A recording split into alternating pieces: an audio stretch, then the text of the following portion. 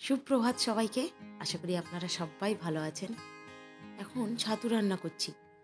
এই ছাতুটা আমার খেতে খুব ভাল লাগে। এটা বেশ সাদা রঙের হয়। এটা এক প্রকার চাষ করাই ছাতু। এটাতে খুব একটা বেশি জল বেরোয় না ছাতু ভাজতে গেলে। ছাতুটা বেশ সুন্দর কচকচো করে। এই ছাতুটা আমি সাধারণত এই আদা বাটা আর পেঁয়াজ, বেশিটা করে পেঁয়াজ কুচি আর একটু সামান্য আলু দিই। যদিও আলুটা অপশনাল, আলুর পরিমাণটা জাস্ট ছাতুটাকে বাড়ানোর জন্য, আর কিছুই না। আলু ছাড়াও করা যায়। আর সামান্য কিছু গুঁড়ো মশলা। যে ওর বাবা আজ বাজার থেকে পাবদা মাছ নিয়ে এসছে, এই জন্য এখনও ফ্রিজে ঢোকায়নি, নুন হলুদ মাখিয়ে বাইরেই আছে। বাইরের অবস্থাটা একটু দেখুন। প্রথমেই বলে দিই, কেউ চমকাবেন না বৃষ্টি দেখে। এই ভিডিওগুলো আমার একটু পুরনো, পুরী থেকে ফিরে আসার পরে। এই দস্যুকে নিয়ে ভিডিও এডিট করে ভয়েস ওভার দিয়ে ছাড়তে আমার দেরি হয়ে যাচ্ছে।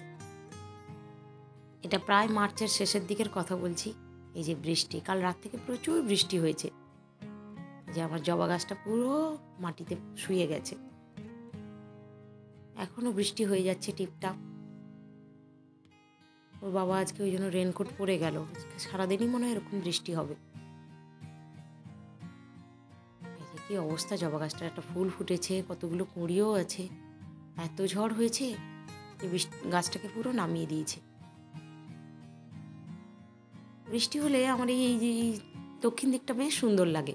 গাছ দিয়ে যখন অনবরত টপ টপ জল পড়ে, ভারী ভাল লাগে দেখতে। আর সবুজটা যেন আরও প্রকট সবুজ হয়ে যায় তখন।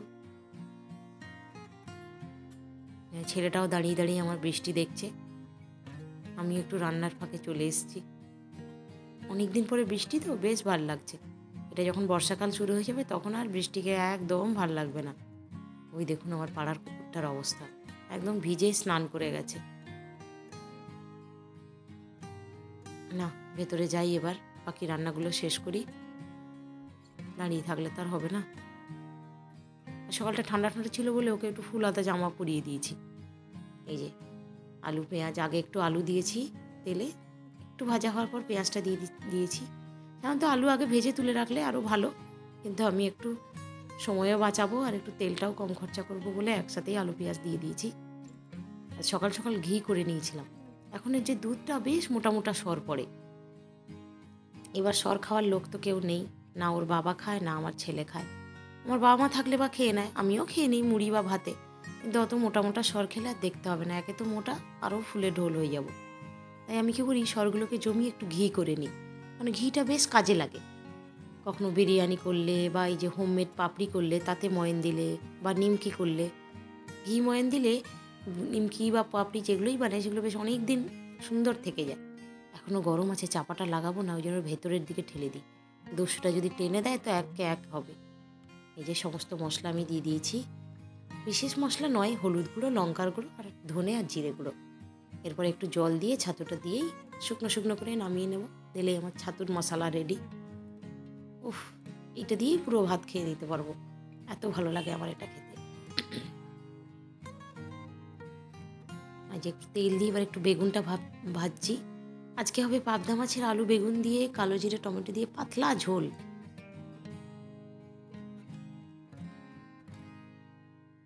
এই জন্য বেগুনগুলোকে ভাজছি। আমি এখানেই বেগুনগুলোকে একদম ভালো করে ভেজে নেব, কারণ আমি ঝোলে বেগুনগুলোকে আর নাড়বো না, নাহলে একদম ঘেটে যায়। এই জন্য চাপা দিয়ে এখানেই বেগুনটাকে ভালো করে ভাজছি।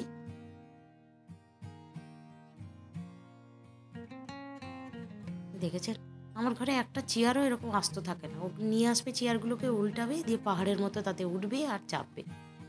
দেখেন, কখনো আমার ঝুড়িটাও বের করে নিয়ে চলে এসেছি।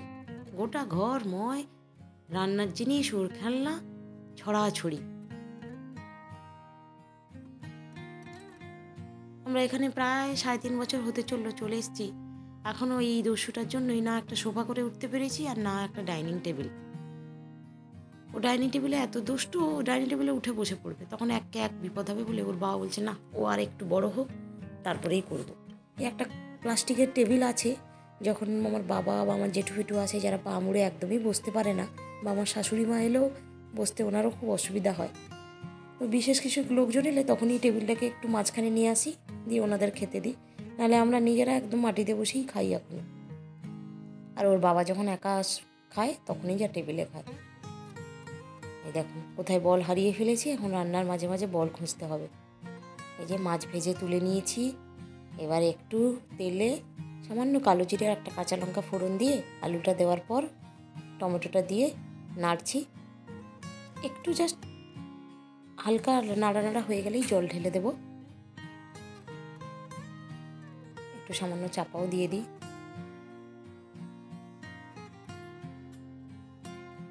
এই সুযোগে নিম পাতাগুলো বেছে নিই। এবার ওই দেখেন ব্যাট নিয়ে আমাকে ক্রিকেট খেলতে বলছে। যে টমেটোগুলোও প্রায় গলে গেছে, এবার একটু জল ঢেলে দেবো। খুব চটপট হয় এই রান্নাটা, আর খেতেও বেশ ভালো লাগে। একটু বেশি করেই ঢালবো, আজ তো সব আর কেন ঝোল ঝোল তরকারি নেই। ওর বাবার আর ছেলের ভাত মাখানোর জন্য এই একমাত্র ঝোল এটাই। একটু বেশি করেই জলটা ঢালি।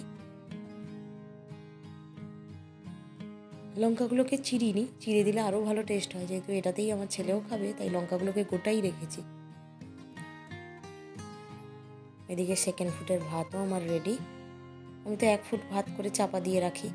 এই যে হয়ে গেছে পাবদা মাছের পাতলা ঝোল।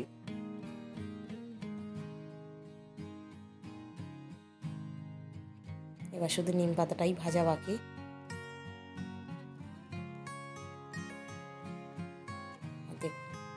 ওই দেখুন দোষটা আমার কখন বেসন সুজি সমস্ত কৌটো বের করে নিয়েছে।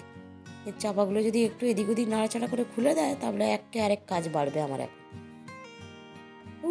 ওর জ্বালায় কোনো জিনিস তুমি রাখতে পারবো না। তা ওই কৌটোটা দেয়নি।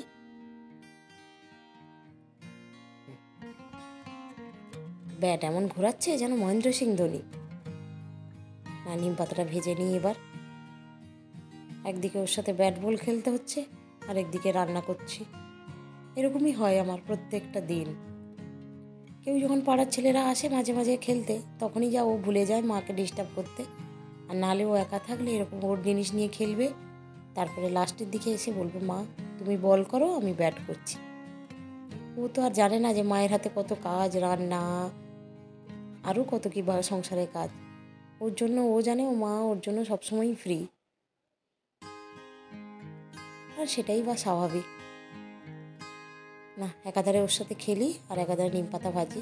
ওর সাথে খেলতে খেলতে মনে হয় তেলটা আমি বেশিই দিয়ে ফেললাম, আর নিম পাতা দেখতে লাগে বেশি, তারপরে ভাজা হয়ে যাবে কতটুকু, যাকে দিয়ে ফেলেছি, আর কিছু তো করার নেই। এই যে প্রায় ভাজা ভাজা হয়ে গেছে।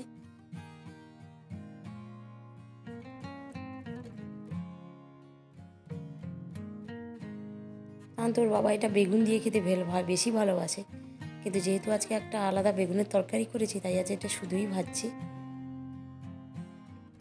না, ওর সাথে এভাবে ক্রিকেট খেলি। রান্না আমার আজকে সব শেষ। আজকে লাঞ্চ মেনুতে রয়েছে নিম পাতা ভাজা, ছাতুর তরকারি, আর পাবদা মাছের আলু বেগুন দিয়ে পাতলা ঝোল, আর তো ভাত। না, ওকে খেলাই, এরপরে চান করাই। চলুন তাহলে আজকের মতো ভিডিওটা আমি এখানেই শেষ করছি। যদি আপনাদের এই ভিডিওটি ভালো লাগে, তাহলে আমাকে একটা অবশ্যই লাইক করবেন। দেখা হবে অন্য দিন কোনো অন্য ভিডিওতে। ভগবান সবাইকে সুস্থ রাখুক।